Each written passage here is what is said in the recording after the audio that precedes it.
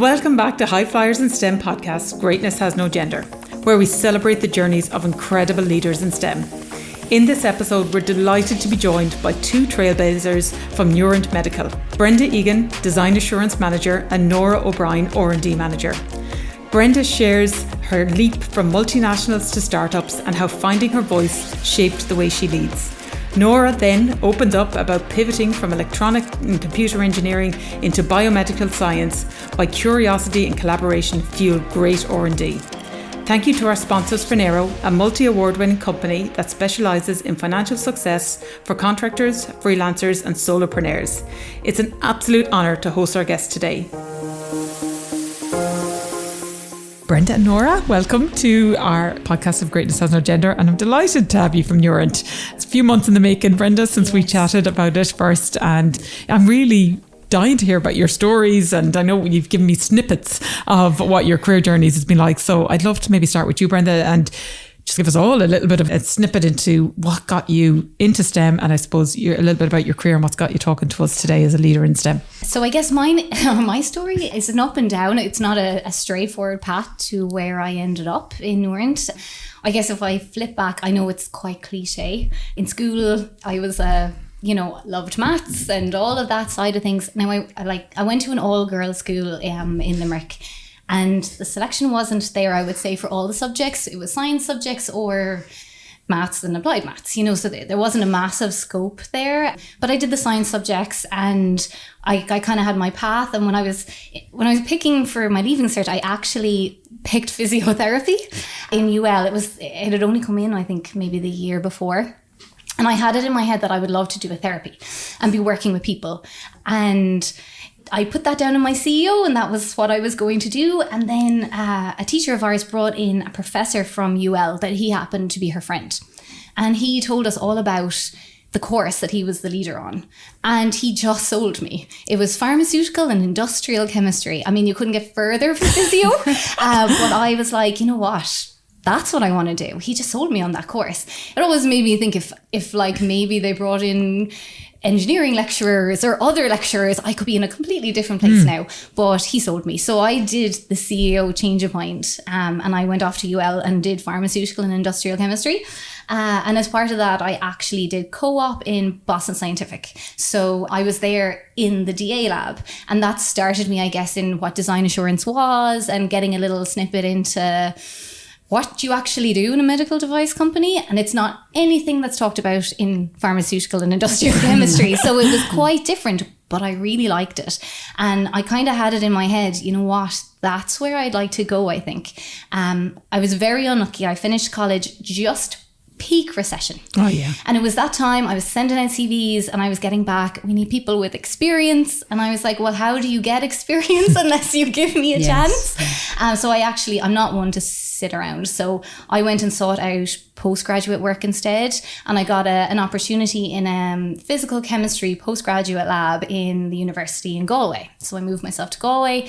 And while I was there, I got a call from a recruiter who said, I have your CV and I have this job going in DA, and would you like to try? I was like, absolutely. So I prepped to within an inch of my life, I think. I went in and they ask you the company history, and the HR manager told the recruiter after that I told him things about the company he didn't even know existed. I had learned the entire thing off. I was like, I have to get this job.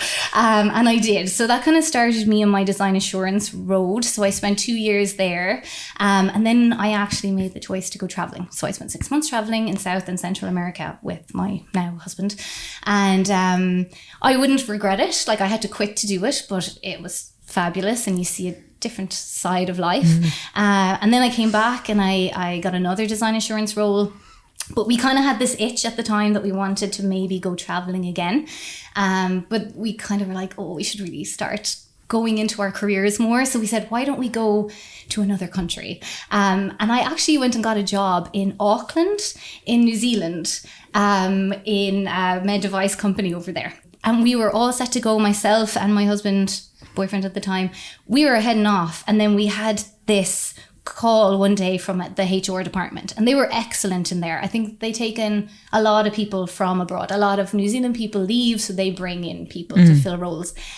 And she kind of sat us down virtually and said, you know, you need to make a decision between you. What's something that will bring you home? And we kind of thought, like, what is she talking about? And afterwards it sunk in. What she was saying was, you know, if a parent died, you would go home. But would you go home if your uncle died or your granny died? And we suddenly got this realization that we were going to be 2 days away. And at that time, people were starting to get engaged or starting to have kids in our life. My niece was born, say my sister was pregnant at the time. I was like, I won't even know her. I'll be living on the other side of the world. So we actually said, you know what? We're not going to go for that adventure. And I looked, you know, chalk and cheese here now. I started looking in the UK instead. And I found a job in a consultancy in Cambridge. So that was like a whole other world. It was design assurance, but you mean you could be flipping between 3 clients, 3 projects in a day, all completely different indications of use. But the experience was incredible, you know, and they had teams for everything. We're often a one-man show, you know, whereas they had a team for everything. And it was brilliant. You're like pulling people's information out of them. You know, I'm like, you went to college for this? Okay, tell me about this, you know. So that was fantastic. And I did 2 years in DA and actually got a year in business development there as well.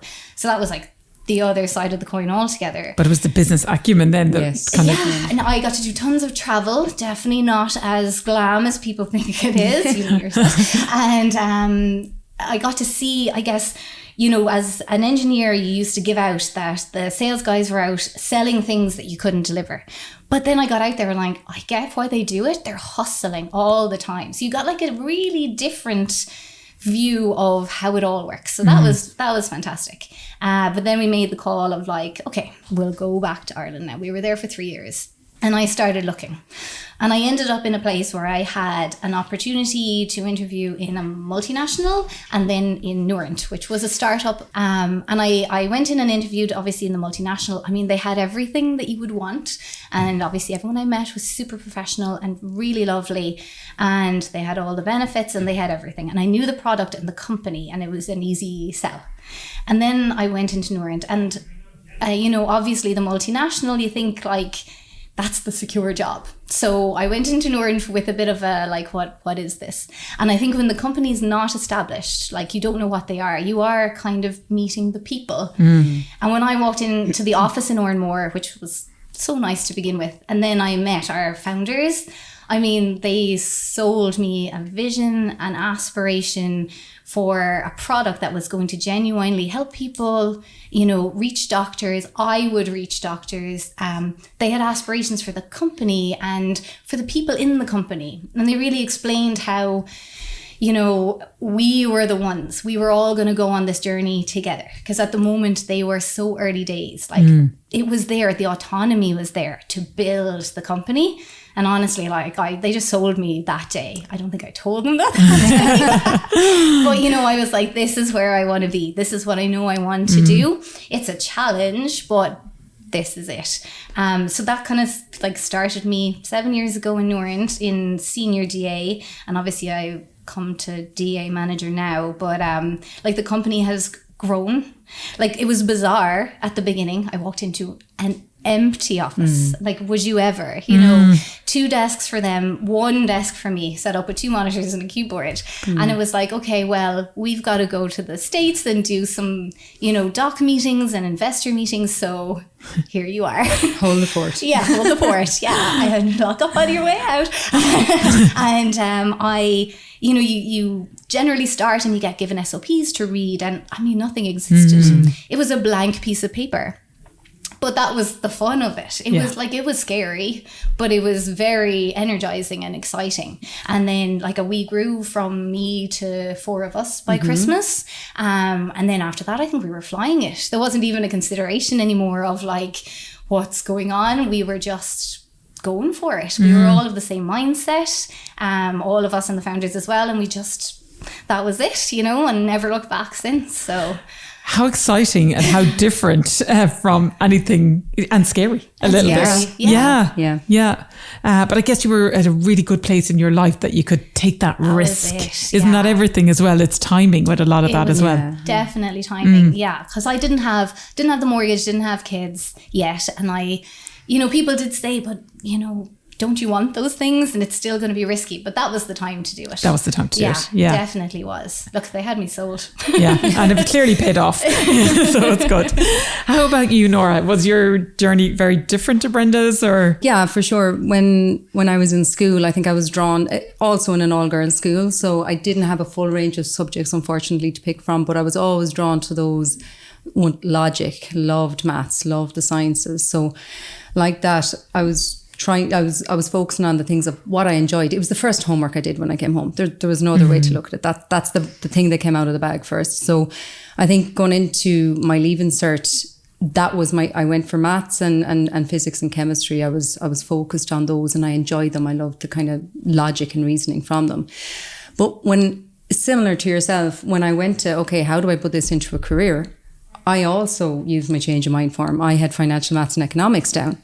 And it was only I had that clarity and insight. I had a brother who was an engineer, a sister who was a medical scientist. And I sat down and I was looking at what they did every day. And I looked and I was like, no, I really want something that, I get more on that problem solving and figuring things out. I think that's something that kind of came naturally, that's what I would do anyway. So engineering was the topic, and then I, for no other reason that I really like computers, I ended up going into electronic and computer engineering. And I think once you go into college, it's such a defined engineering anyway. If it was 4 years of this is your pathway, you do these modules, you do these subjects, you're not considering, hang on, the real world for a while. You just know you have to get to the end of that. And when I got to final year, we did a module on medical devices. So coming from electronic and computer engineering, it was completely different. You were focused on coding, circuit boards, all those kind of things.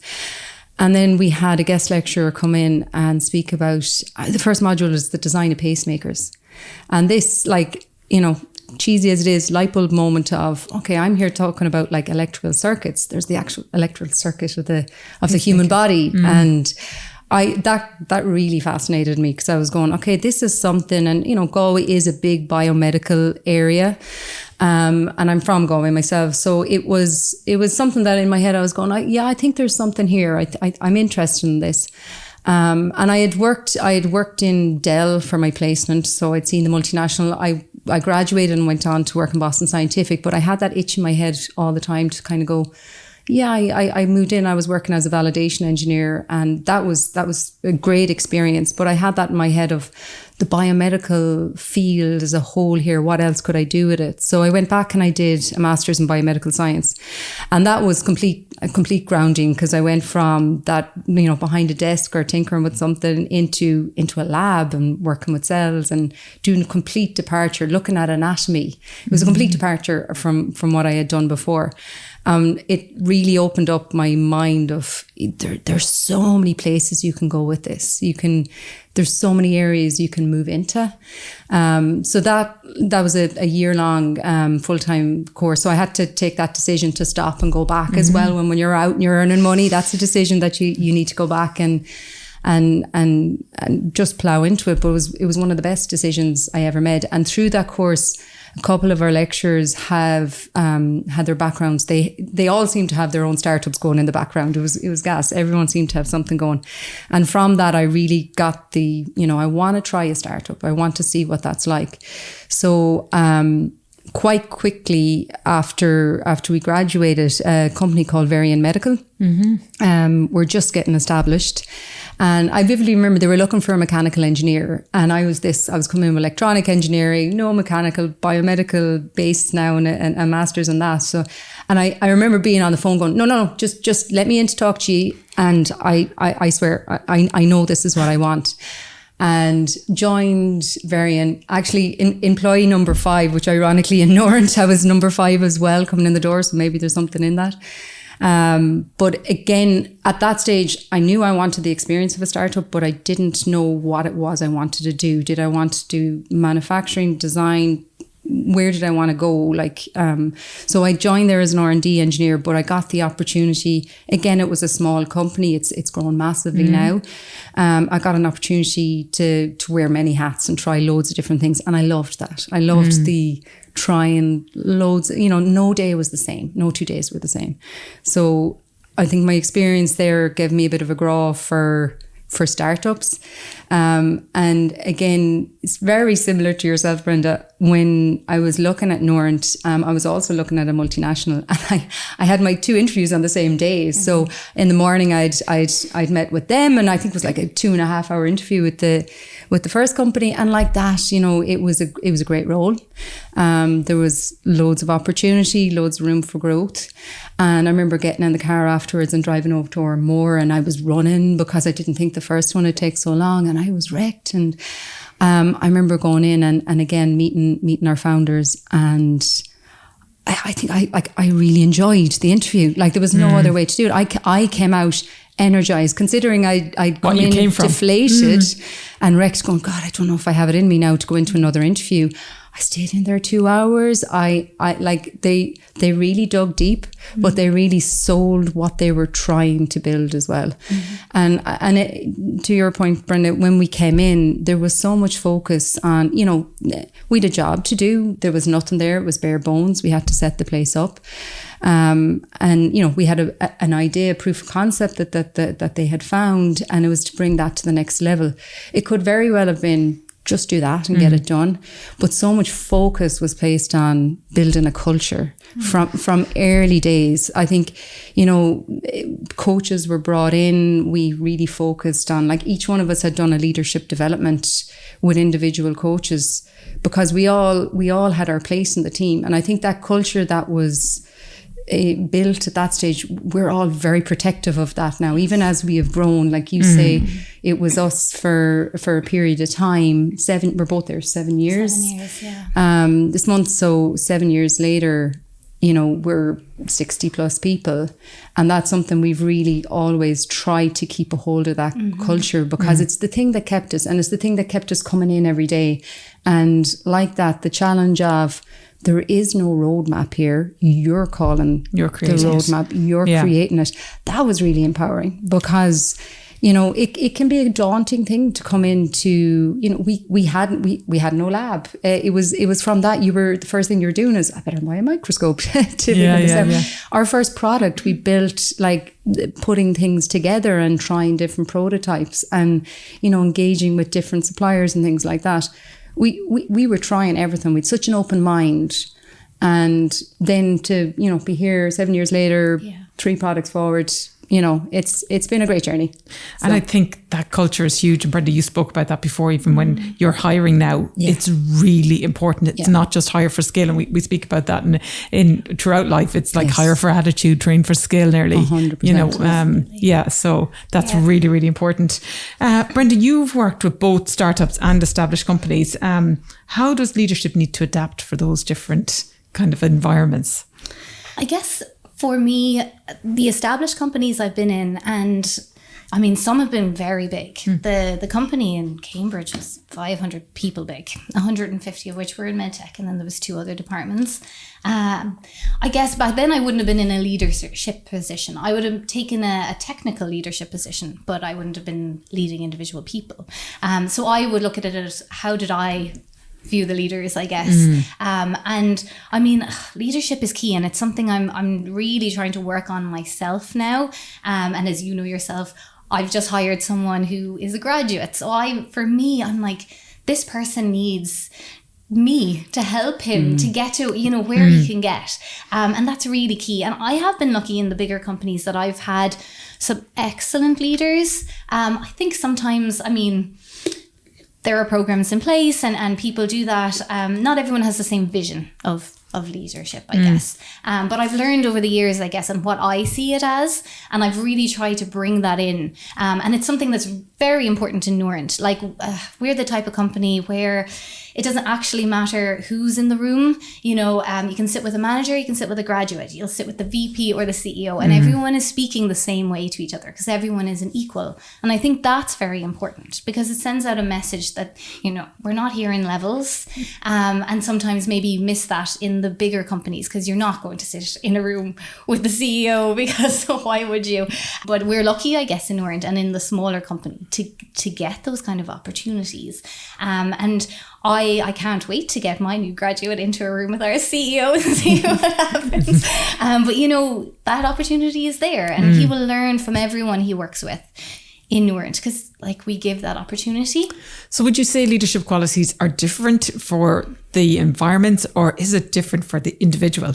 That consultancy that I worked in, I had quite a, what would I call it, like a failure moment, or a things did not go so well moment in there, but it's something that the leadership thing and my thinking around leadership came out of. I had actually just joined, and it was my first senior role, and I got put on this project, and I walked into a room with like the levels weren't, they were like senior VP exec officer, you know what I mean? They had like everyone in that room was just so experienced and so high in the organizational chart. And there was me just in the door. And we got on this call with the client, and they were describing something they wanted to do. Now, this was not like a patient risk thing. It was how they were going to go about a certain activity.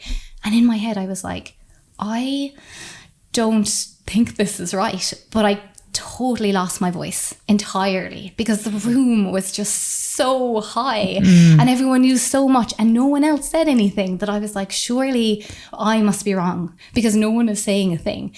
And we finished that call, and this female engineer, who was now in a very high position in the company, now she was a little bit infamous in that her management style was like, if you sent her a technical report, she would print it and go red pen on it and give it back to you like it was bleeding. Like that was her management style.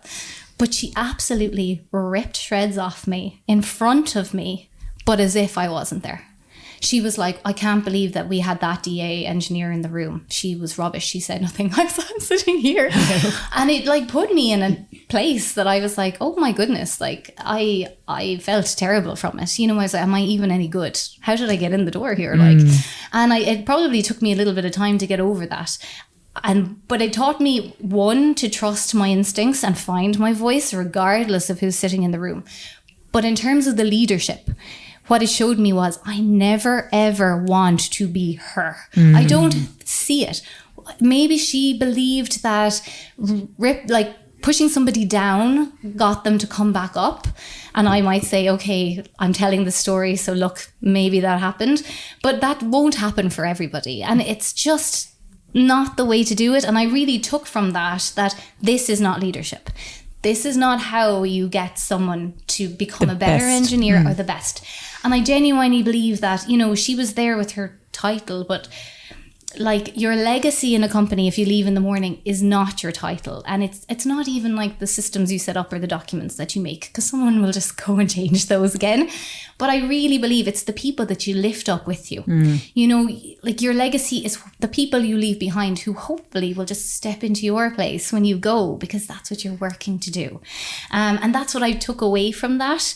And that kind of situation really showed me that's not the leadership I want. This is the leadership I want. And I'm trying to bring that forward as much as I can. I think that's so true, because I think we learn from watching what we don't want to adapt ourselves to. Or, you know, is sometimes I think when I think of my past and my learning around leadership, I've seen people that I really liked their leadership and try to be them, but that wasn't authentic to me either. Yes. You know, so you have to figure your own style. Exactly. Yes. Yeah. And you see that by experiencing different forms of leadership, but eventually you find your own, as you said, your own voice, your own way. Definitely. And I think the people you work with, you will always be the same leader, but you do need to adapt with who you're working with. And I think as we get older and people coming in get younger, you know, different generations think different. And you do need to adapt to make sure that you're seeing eye to eye. You know, not everyone can be managed, I think, in the same way. So you're not changing who you are, but maybe you're changing a little bit how you manage people and how you teach them and bring them on. So I think that's important. The listening and understanding how they learn and how they adapt. Norah, one of the lovely things about you and your journey is that you experienced life as a product builder throughout when you were studying and that. Yes. Do you think that has helped you throughout your career or given you more of an understanding of how things work? I think earlier on when you're coming out and like you're talking about, Brenda, trying to find your voice, I think it's very important as well that you are able to understand the voices of those around you. So I worked, during college, I would have worked in Craigana as a product builder. And when I came into Boston Scientific as a validation engineer, the first thing I did was down on the line. And our whole core job was to, find a problem, find out what was wrong. First person I went to was the product builder, because that person has their hands on the product. They know it inside and out. And if they're not empowered by others to get their point across or get that information across to you, it works both ways. So I think for sure, having seen that side of the bench, you can appreciate the people who really have the information and the best ways to get it out of them as well. So that was like a beeline. I remember we came in and we had that pile of SOPs we had to read and get all our training and all that sort of thing. My first thing I said to my manager was like, do you mind if I just go sit in the line? And I went and I just sat and I shadowed and watched, asked questions, got to know the people, made them comfortable, and I got comfortable with them so that I could push and ask other kind of questions as well. And even as we've had engineers come in over the years, the first thing we would do is actually open a device and go, have a go at putting it back together there. Just try it, just feel it, because until you've done those things, you can go and you can read something, but you're not going to get an appreciation. So for sure, I think, on my own journey, that early on ability to, or the importance of being able to listen and really listen and take back from people what the true problem is and finding those issues, that follows you through in your career, because it goes into your people management side, it goes into your project. Oftentimes, especially in a smaller company, you're going to be saying, well, we have a project here, but what are we really trying to do? And we might start in one place and completely mutate to a different place by the end of it. So that ability to anchor in on listening and working with people, I think for sure it was something I took away from my days there and was able to carry through with me. That adaptability, when you listen, being able to adapt and bring them on the journey with you. Yes. Isn't that what leadership is about, really? And there's a great sense of that collaboration. Like there's a great bonding in that as well. Like I thoroughly would enjoy. That's my thing. When I go into a job, I want to enjoy what I'm doing. And like some of my most favorite times is when you're in around a table, around a whiteboard, or you're just talking to people, because you're not going to figure out everything off a computer. You're not going to figure it out on the book. You're going to figure it out from people. That's where you're going to get to the solution. Yeah. And it can be those simple things, but just by doing, you'll figure it out so much quicker. Exactly. Yeah. The next generation of STEM leaders will face challenges we don't even know exist right now. Do you think the qualities we have today will be as important, or do you think we'll have to adapt, or the next generation will have to adapt? Yeah, I think there's an awful lot of uncertainty in the world as a whole at the moment. I think there's, in every sector across everywhere, there's just a lot of uncertainty and how people are reacting to that. And I think particularly in technology, there's so much information out there, like between AI, etc. Like it's overwhelming almost to try stay ahead of that and be able to know everything. And when you think of leadership, more often than not, the leader in a room isn't the person who knows the most information, but it's the person who can draw everyone else together, give them a single path forward. And, again, back to that, trying to get everyone together on a single path or vision. So I think when you consider that, there's a lot changing, there's a lot going on, but core skills aren't changing. Of a leader, you've still got those, we've talked a little bit about empathy, when you've got somebody that is either going through something. You brought it up well, Brenda, you were talking about remembering those situations. I've had many situations in my career where I have no idea what the topic is about, but I remember how that person made me feel in a situation, be it positive or negative. I've had both experiences. But people will never forget how you make them feel. And I think that's something, again, will flow through all of your work. If you're empowering people, it again works both ways. You are letting people, you're empowering your team to just step off and let them do their job. So you're giving them that space. But equally, by understanding their situation, you know where you can step in and support. So if you can have the empathy and an understanding of people and where they're at in their lives, I think that's a huge help towards being a leader, because it's helping from both sides. And then I think again, looking to the future, there's a lot of uncertainty. R&D, we're trying new things. That ability to be okay with getting it wrong, that adapting, you brought up the word adaptability, that's a huge key strength, because no matter what, you have to be able to react, and you have to be able to be resilient enough to go, okay, that went wrong, but what did I learn from it? The whole kind of fail forward, yeah, this is not great, this is not where we started, but turn around and let's see how we can do it this time around. So nothing is a failure if you look at it in that way, because everything you can take away a message from it. So I think, again, those kind of core skills, yeah, there's a lot of change coming, but those, understanding people, being able to react and adapt to change, I think, and again, clarity, I think, is a huge thing for people, to give people a sense of we're here to do something together, and give them that sense of safety in what they're doing, and a sense of clarity of we're on a single mission here, guys, and we're all in the same boat. Almost back to what you talked about, that almost flat organisation structure where, we're in this as a team. We're not worried about how we'll appear, or, we all have a common goal here, and we're moving towards that. I think there's a great bonding in that. Yes. Yeah. So yeah, I think core skills are still there no matter what. But yeah, change ahead for sure. Yeah. Do you agree, Brenda? Yes, absolutely. Norah hit the nail on the head. I definitely agree with everything that you said there.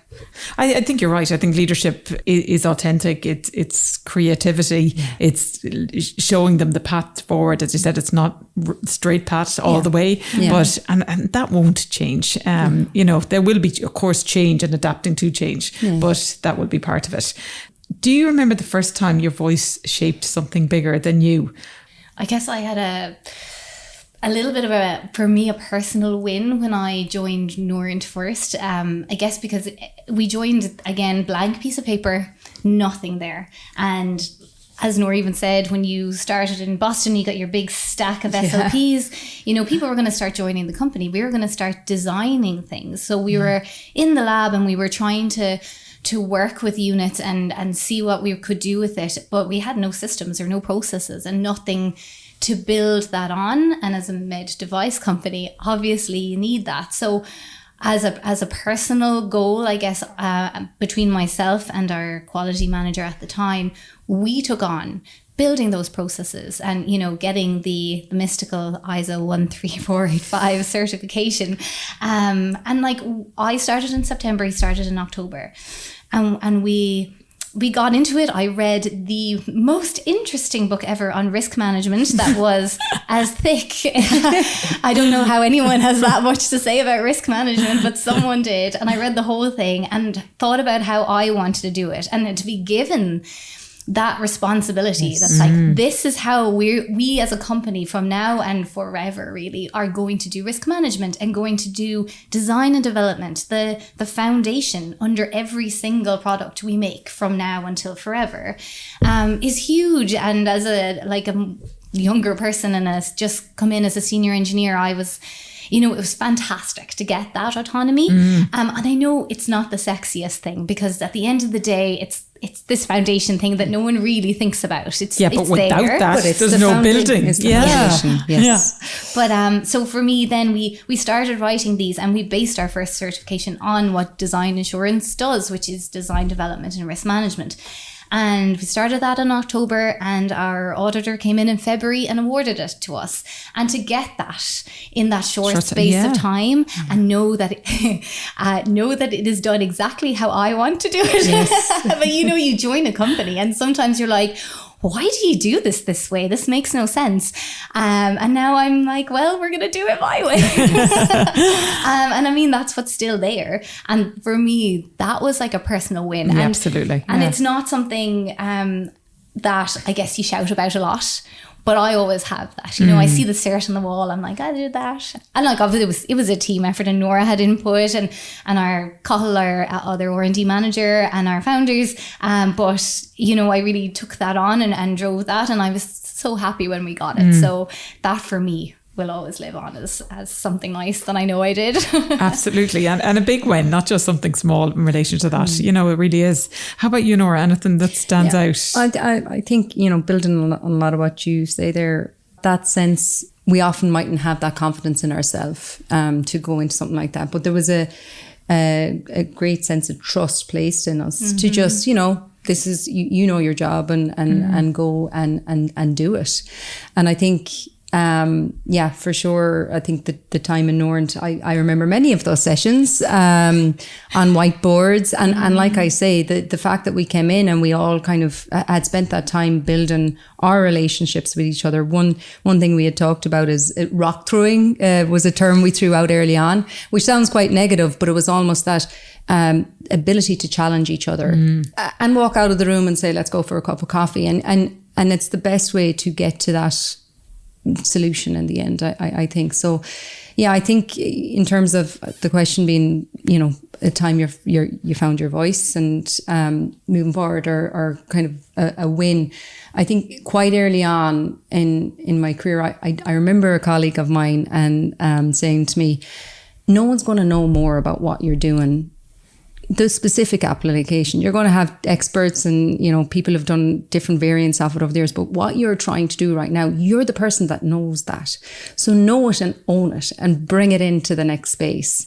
And I think, you know, at the time, 22, 23, and there was a particular issue that I was working on and just wasn't going right. But again, I was learning loads, but I was going, I'm learning loads, that's fine, but I'm still not fixing the problem. So I was seeing this as a gross failure. And to have somebody say to me at that time, you know, go easy on yourself, realize what you're doing and learning and returning back into the company here was a huge, it was again a light bulb, because it was kind of going, okay, yeah, no, I get that, I see that. And then, you know, that particular issue, I remember I did get there in the end, halfway through it, and that's back to the whole resilience. I felt that I was like, no, I need to get somebody else. I can't do this. And it was that little push from someone who didn't do anything for me except say, no, you got this, give yourself a chance. And like, again, that was my early 20s, and I got there, and again, it ended up in that situation where you were going in and having to present it to a senior team and go, and we had to make a big change. We had to completely change out a process. It was losing time in a project. It was going to cost money. That wasn't an easy message to deliver up, but having that conviction and level of self-trust, I think was great, because I was able to kind of say, yeah, no, I did this. I'm kind of proud of that now. And that was something quite early on. It's probably a small example in comparison, but it was something that stayed with me, because it just stayed in the back of my head. And it's something I'm very keen to, you know, to tell others as you're doing something. If somebody's going, I don't really know this, I don't know what I'm doing here, and nobody knows what you're doing. It's R&D. We're figuring this out. Let's figure it out together. Don't undersell yourself. When we think about personal jumps and life choices, what's the one area of your life that you're currently focusing on improving? Like, is there some steps you're taking towards a new path or getting towards something at the minute? I guess, I could talk about in work, I'm trying to improve my strategizing, and I'm obviously always trying to improve my people managing, and you are always trying to improve everything that you're doing in the workplace. But I feel like that's a question that also makes you think about life in general and the balance that you need to find to be able to do your job but live your life and mind your family and do your exercise and make sure you drink your water. You know what I mean? Stay in contact with your friends. Did you bring your mom this week? You know, there's so many things that we need to balance, and I find that's definitely a challenge and something that we probably both are trying to improve. Because Norah and I are in fairly similar positions in terms of our family Families, life and working in the same place with the same challenges. And then, you know, it is difficult. And something, unfortunately, you have to mindfully work on is that balance, that you're not losing out on something that is detrimental, maybe not to work, but maybe to your mental health or maybe to other parts of your life. So I would say that's definitely something. I'm sure you have something to say. Exactly that, though. I think as you have picked up, and we're both quite enthusiastic people, and that can get away with you. Both quite determined that, you know, if you're going to do something, you do it right and want to do it to the best of our abilities. And there are times where you're so invested in something, and, you know, we both have 2 small kids, and it's that kind of going, oh, hang on, we need to find a balance here. And I remember coming back off a maternity leave, and I was meeting a friend of mine, and I was just saying, I want to get in and get back into things, and should think I should do this, and should I do that, and should I go on this course, and should I, you know, I was so keen to get back in and slot back into that same tempo and try new things. And her advice was, and this lady, she'd worked in Medtronic for years, and she said to me, what I would say is get in, find yourself first. You know you can do the job. Just get in, find yourself, find the balance. And she said one of her hardest things to do in life, and especially as you progress in your career, was that skill of actually sitting back. So you're in a room and you know the solution, or you know the answer, and your physical body would be going, yes, I know this, and I want to just get it done. We're on a time frame, or here we have to watch. But that isn't helping anybody else in the team. That's only helping you get deeper in.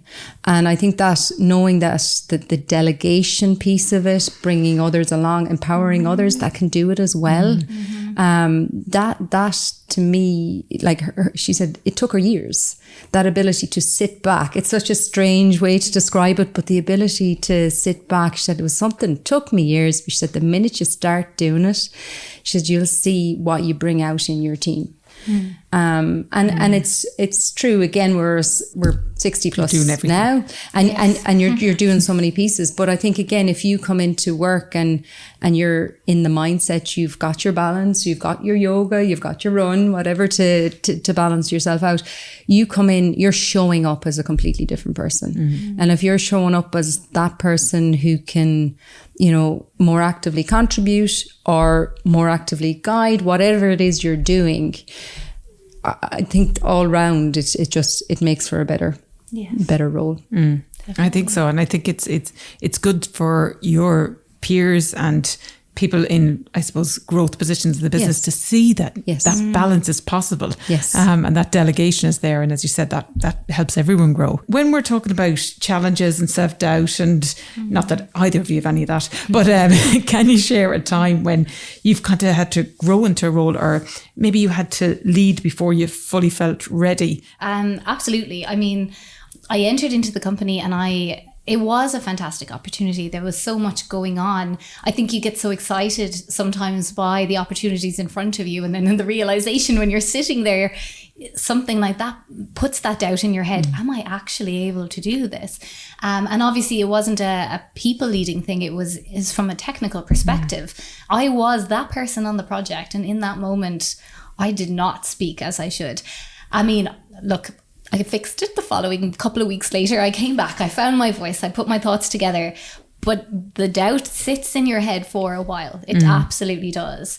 And it's something I guess I probably did carry with me. But all I could do was try and be the best that I could be, as cliche as that sounds, or as cheesy. But I did try and learn from everybody around me. Like I said, that company had a department for everything. And what I did was try and steal everybody's knowledge. So the next time I was sitting in a room, I was better equipped to answer those questions. You were armoured. I was armed, exactly. Ready to go. And you knew where to get the information. That's a big thing as well. Sometimes, and I'm not saying you spit out incorrect information, but you do have to listen to that voice that's like, you were right here. You should say this. I know you're not the most experienced in the room, but you know this. Say it if you know it, you know? So that's definitely something that taught me, but it takes time. Yes. And it takes time over, I think, experience over years, really.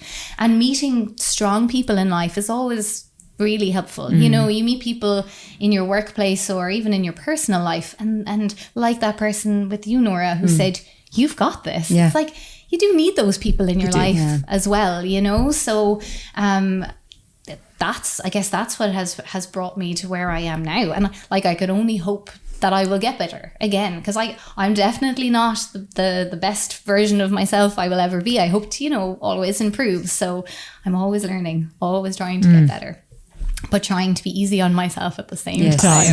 Yeah, there's those steps. Yes. Norah, I suppose not all challenges are loud. You kind of face some quiet battles sometimes, and internal doubts and unspoken pressures. Anything there that springs to mind that has kind of shaped you around that? Yeah, I think mirroring a lot of what you were saying there, that I've thought about this, you know, at what age does this start, this belief system that you have to know all the right answers before you do something. And it does start young. I can see it in my own kids coming through now. And I find it fascinating because it is a very strong thread there that, you know, I can't do this until I know I'm ready to do it. And the reality is you're never ready. Before you go into something. And I think if you always aim to do something that's just that little bit out of your reach, you're always going to be pushing yourself forward. That comes with time. You don't have it immediately, that ability to kind of go, okay, I'm doubting myself here. And you might be in a room and others are looking to you going like, okay, she's got the answer, or she knows the answer. And I think even that vulnerability to say, no, actually, I don't know the answer here either, but let's figure it out together and get to that right place. So I think, there's that, you know, areas of self-doubt. It comes back to that of like, am I able? And I have been fortunate enough to be around people who saw in me what I probably didn't see in myself at the time. We talked about, you know, when we interviewed first and we were coming in, you know, completely green in a way, we didn't know what was ahead of us. But, you know, obviously saw something that we may not have seen ourselves at the time. So I think, like you say, the people around you can be very helpful to that. And all then you can do is for the next wave coming through is to be that person for them. Yeah, that's exactly it. And I think you talk about you'd see it in your kids. Sometimes you see it younger, don't you? Yeah, that's scary. Doubt is there then. And you're like, with time comes experience going, you know, it's okay. Yeah. I don't know everything. Yes. Nor will I, you know, especially this ever-changing environment that we're in. And I think you touched on it, Norah, when you came back from maternity leave, and I had the same experience, I guess. I remember coming back after my first little girl and coming up to the door, and first off, I couldn't remember the code to get in the door. Same thing happened to me. I had to ring Eddie. I rang Carl, and I was like, I thought muscle memory would see me through, but sadly the 10 months that was gone. And I was like, okay, this is a great start. And I remember sitting in meetings, and I mean, I'd missed 10 months of work. Obviously, I didn't know everything that was going on. But in my head, I was like, does everyone else know that I don't know everything that's going on? And it was really like that. And like, you know, we would have hands on everything. I left the company when there were 8 people and came back 10 months later to about 20. So for me, it was a massive shock. And there were a few people for each job. And I was like, what? No, I do all of these jobs. And I had my hands on everything. And suddenly I didn't know. And it's like you said, Norah, the delegation, that was a real turning point of you need to delegate, because now there was someone else who could do it. And it didn't need to be me anymore. And I had to let it go. And that was hard. But I was sitting in those meetings struggling, I guess, with that, and also thinking, you know, these people don't really know me yet. My fabulous colleagues, I shouldn't call them these people, but you know, they'd come in just before I left, so I didn't really know anyone that well, and everyone was fantastic at what they did, and I was like, I don't know what's going on. And functioning in about 3 hours sleep probably as well. So. And then, I mean, I pushed through that, and I remember I came back in the summer, and that Christmas I had my review with my manager. And when he gave me my feedback, he said to me, you know, when you came back in the summer, people came to me and said, it's great to have Brenda back. It's great to have her voice back in the room and have her opinion on things again. And I remember the relief I felt. I was like, they didn't think I was a total imposter in that moment. They actually thought that I knew things. Oh my goodness. But that helped me. Yes. I was so happy in that moment when he told me that, because in my head, I was giving myself the hardest time. But I do have to laugh because outwardly, I think when I came back from mat leave, see, I being the first person in, I got first choice of desks. So I had the best desk in the whole office. And it became this thing of like, Brenda needs her desk back when she comes back from mat leave, or she's going to be on some kind of a work back. Yeah. So I did get it back. So everyone probably thought, oh, she's fine now, she's in her desk. Yeah. And in my head, I was, you know, at total war with myself. But, you know, that comment at Christmas just, it really made me say, and I think when I went out and came back after my little boy, I didn't feel that. You know, I had grown from that. I was like, I know. And what I don't know, somebody else knows. Yeah. So it's okay. Yeah. It is you growth. know? And that's growth in itself. It is, yeah. It's like what you said, Norah, every now and again you need a voice to kind of go, you got this. Yeah. It's okay. What's the one assumption that people make about you that you're proudly proven wrong?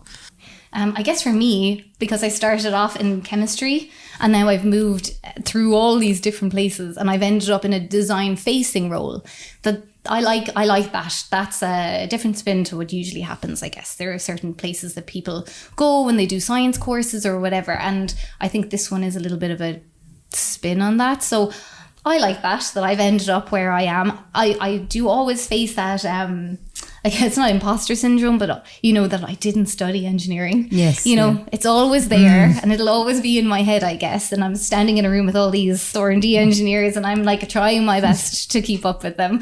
But I have to be proud of where I am as well, because, you know, you don't have to come, and I'm sure we'll talk about it, but you know, you don't have to come from engineering and you can still end up in a design facing role. Isn't that the joy of STEM? There's so many ways into different careers from it. So for me, I guess that would be something. I suppose more of a gross assumption to engineering as well is that it can be quite, you know, introvert, and you know, you're assigned a problem and you have to go off and figure that out, and you know, get to a solution and come back and present it, and that's it. I think there's a lot of personality based on that as well, and how you do your job, but I don't think we've ever been, especially in Neurent, you know, we're out in the field a lot. We're dealing either with clinicians or we're dealing with suppliers. I think the assumption that an engineer is all about the technical or the logical or, you know, figuring out the bats of it all is not applicable in today's world anyway. And for sure, it's not one I would enjoy either. And like, that's what I say when I think back to that original route of, you know, financial maths and economics. I'm sure I would have put my own spin on that if I went there. But I think the joy of engineering is that it's not a solo mission. You are in a group, you are working as part of a team. And I personally really enjoy that from a what gets you up in the morning type thing. So when we talk about impact and pride, can you share something behind the scenes that has made you really proud? Yeah, so I think what we've placed a lot of focus on in Neurent is building relationships with people in the field. So people who are going to use the product and people who are going to be treated as well. So I think, you know, behind the scenes, we may not see that the blood, sweat and tears of, you know, we're in the lab and we're focusing on making it work right and trying to consider all the different situations. But us getting out into the field, and like I say, we've been very lucky and fortunate to have identify some really top class surgeons in their field and building relationships with them. So we actually get what I feel like we listen to them. And that again works both ways, because we're validating that what we're doing is right and that we're getting the right product out. And it's a sense of, from their side as well, they almost feel, I think some of them would consider themselves part of the engineering team at this stage, but they're feeling their voice heard as well. And it's important, because if you truly listen and you're getting to the right place, rather than going in with an assumption and we've a product and making that fit. That's not what we've done. We've taken, so in terms of when you ask about, you know, the quiet behind the scenes, you know, we came out with our early products, but we've adapted and pivoted. We listened to the market and we listened to the feedback, and we've been able to build that back into our product. And I think that's a little, you know, woo for the team behind the scenes, because we're able to see how well that's going. We just launched our third generation, and we now can see, okay, we're there. You know, we had one doc that said to us last year, and he goes, you're done here. You're good. You know, Yeah. and that's someone That's a win. That's Yeah. a win. That's someone who was with us very early in the journey and, you know, was quite vocal, and that's what we loved. And we got out and we got in the clinic and watched and listened and took all that back, and to come back and bring that back then to the team, and for the team to hear that and see that. I think we do bring clinicians on site quite a bit as well, and that immersive experience for them, they get to see behind the scenes, and then us behind the scenes are again going back to the quiet engineers. They're very quiet obviously when they come over, but they get to kind of see the docs going, I love this, or I love what you've done, I love how you've listened to me. So that's I think behind the scenes a really kind of thing that we focused on and brought a product to the fore. Yeah, and it makes everything real, doesn't it? When it's patient care at the end of the day. Does. I was out with a couple of years back. We were just finishing the clinical trial, and a doctor had just started to put his hands on our product. And when I arrived in, it was my first time. He was so excited. He was full of energy. And he was like, I love your tech. I want to know it inside and out because I have a patient in mind. And he had a teenage girl, and she was really sporty. She was on a hockey scholarship. She was 17 and she was on a hockey scholarship. And unfortunately, in the preceding months, she had gotten chronic rhinitis to such a degree that it was she was getting sick every day. She was losing weight. Her quality of life had just completely dropped. And you know, that mentally at that age, at that real formative age of your life at 17, she couldn't see a future. This scholarship that she had talked about, you know, was gone. So he was telling me this story, and he was like, I'm just, when she's turning 18, we're going to bring her in and get her treated. And about 2 months later, he sent me a text. He actually followed up and he said, just to let you know, it's 3 weeks post treatment, and she's back playing sport. She's loving life. Yeah, it is. You're giving me goosebumps. Exactly. I mean, I forwarded it straight on to some of the team, because I was saying like that, because I remember the message came in over the Christmas break, and I had the number saved in. And I was like, who is this? And I was like, and it was such a warming message, because this person's quality of life was impacted so greatly by something that we were worried about, forces and all those different things. But to actually see that patient story at the backside of it, that was Makes super. it all worthwhile. It really does. Yeah. That was something that we brought back to the team, and you know, everybody there was a little smile, and like, there's the personal win there for you out. Yeah. It's the backbone to what we do. I Yes, think we're yeah. very lucky where we are, that we get that exposure, that Norah is able to go out and meet a doc who messages her, you know, and lets her know this, because we build those kind of relationships with them. And these guys are like the top of their field, you know, so it's brilliant that they want to talk to us, and they appreciate us, and having them over to Neurent gives them an appreciation of all the work that goes in to make the device that goes into their hand. You know, it's not just something you pull out of a piece of plastic. We've worked for years to get this to being exactly what you want it to be. And we've listened to their voices. So what's gone into that device, like our Gen 3 that Norah spoke about, is exactly what they want, you know? And like, we're at a really nice time now, because we're looking forward again.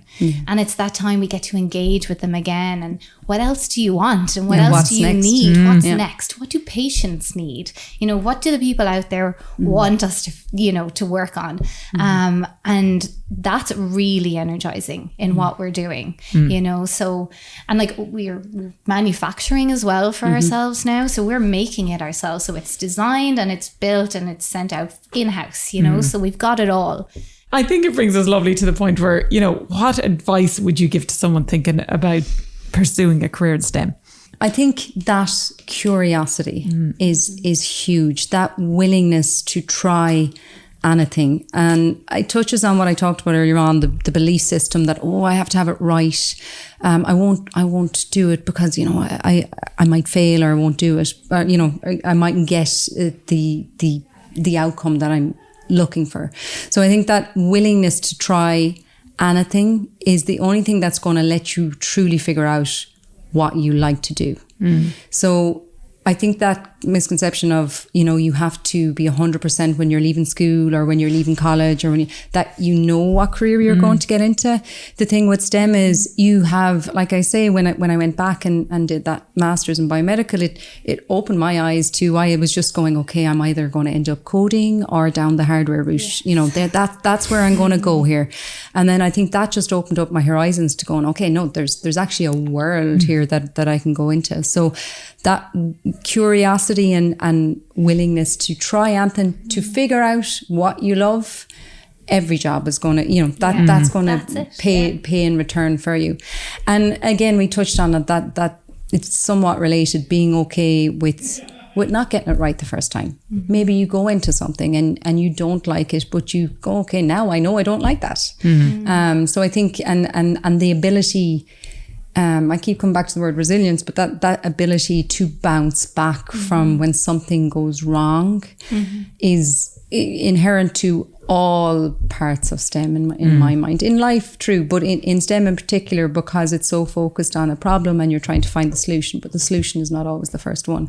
So I think to anyone interested in STEM, I would say absolutely go for it. But the core would be, just try everything. Keep an open mind. And keep an open mind. Don't go, which I talked about the engineer who sits quietly in the corner. I don't think either of us fit that box. No. So again, challenge your assumptions again of okay, science and technology, you have to be super smart, or you have to get these grades, or you have to do that. That is so not true. You just like coming in and a willingness to try anything and be curious. Yeah. That if you had to sum it up in one word, if you're a curious person, STEM's for you. Yeah, I totally agree. And I think I would say go for what you love, what you have actual interest in, whether that's when you're very young and you're picking, your subjects in school, or you're leaving such subjects, or when you're going forward into college. I feel like there's been a very traditional think, and I actually only had a conversation in the past few months with the recent Leaving Cert results. I knew someone whose son was doing it, and I was speaking to her saying, what will he do in college? And she said, oh, well, he really likes English. And I was like, oh, maybe arts then, and become a teacher. And I was like, that's not really how we should think. Maybe he'll absolutely adore those 4 years and find that he likes the people element, and he'll go off and do a master's and become a speech therapist. Yes. There's nothing stopping that from happening. I don't think we need to peg ourselves in a place before, what are you coming out of? If you don't do transition year, you're 15 doing the junior cert, and that's the moment that you're meant to pick the subjects that lead you to your final career. It's just not going to happen. And I think I'm an example. I mean, I was going to be a physio, and then I got, turned around into chemistry, and now I'm in med devices. If I'd ended up in Auckland, I might be a manufacturing engineer right now. I could have stayed in business development, and I might be, halfway across the world right now. But you know what I mean? Life takes so many changes and so many turns. And just because you pick one thing now does not define you. So I would always say just go for what you have interest in and love, because then at least you'll love what you're doing, and that you'll always find your path from there. Ladies, thank you both so much for joining us today, and a huge thank you to our guests from Neurent Medical, Brenda Egan and Norah O'Brien, for sharing powerful insights on career pivots and culture-first leadership. Tune in next week when we sit down with Valeo's Joanna Lynch and Preti Argawal to talk about bold career moves, leadership lessons and the power of mentorship. Thank you again to our sponsors Finero. Together we can make stories like these heard. Subscribe, share this episode, and keep reminding the world that in STEM and beyond, greatness has no gender.